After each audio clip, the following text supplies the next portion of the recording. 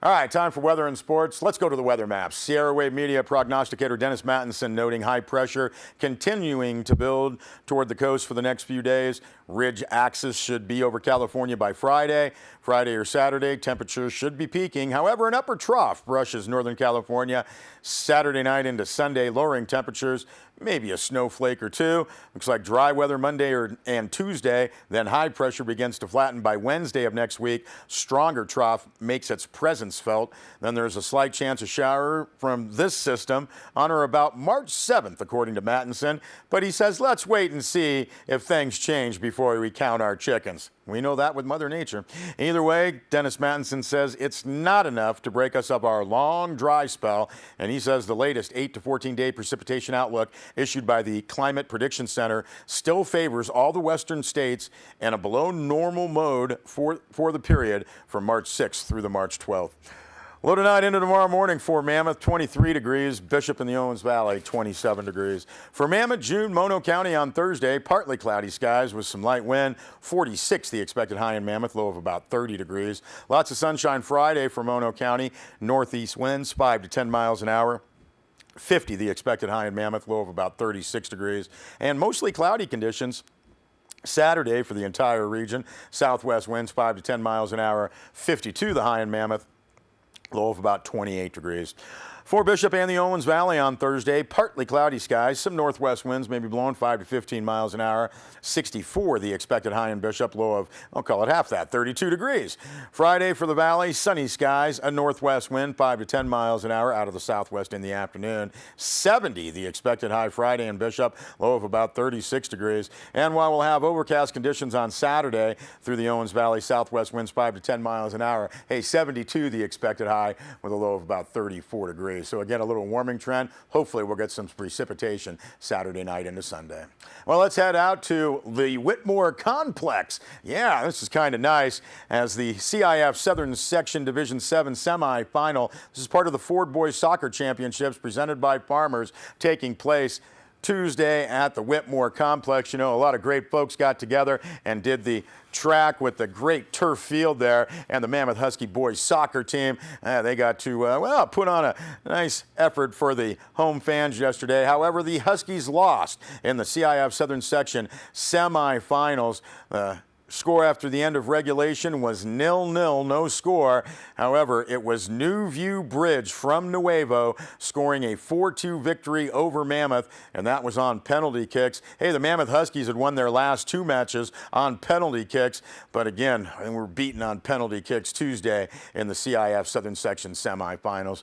Bill Lefevre of Sierra Wave Media was on scene, and boy, again, just a great soccer field out there. Some good folks having a good time cheering on their Mammoth Huskies. And boy, they gave it their all against a pretty tough New View Bridge squad. New View Bridge from Nuevo. It's more of a college prep high school. Some interesting students apparently go there, and a lot of these kids, they're taking college prep courses at junior colleges and whatnot around the area. A fairly new school, and this is the first time any of New View Bridge's athletic squads have reached the semifinals, much less the finals of a tournament. So again, the Mammoth Huskies, we're looking at 0-0 during the regulation, and then they went to penalty kicks, and again, Bill Lefevre on scene for Sierra Wave, and with the penalty kicks, it was New View Bridge able to score a 4-2 victory over the Huskies. New View Bridge, hey, improving to 17-4-1 with the victory. This was their 5th win in the CIF Southern Section Division 7 playoffs.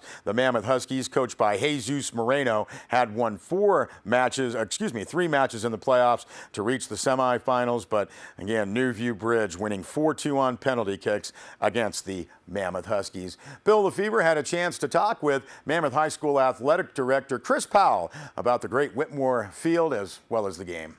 So Chris, tell us about this new field at Whitmore. It's a beautiful field, as you can see. You know, the turf, the mountains in the backdrop, the track. It's really a privilege for us as a high school to be able to play here. We're real grateful to the townspeople, and particularly Elaine Smith for all the hard work she did in getting it open. Stu and Dennis in helping us get set up for this game today at the last minute. It was a great privilege. And this is a true multi-use facility. How many different sports can be played on this field? You could play, it's lined right now, it's lined for football and soccer. You could also add a lacrosse field. Track is out here, obviously. So, you can do just about anything that you can do on grass. And maintenance-wise, this turf, I would imagine, is relatively low maintenance.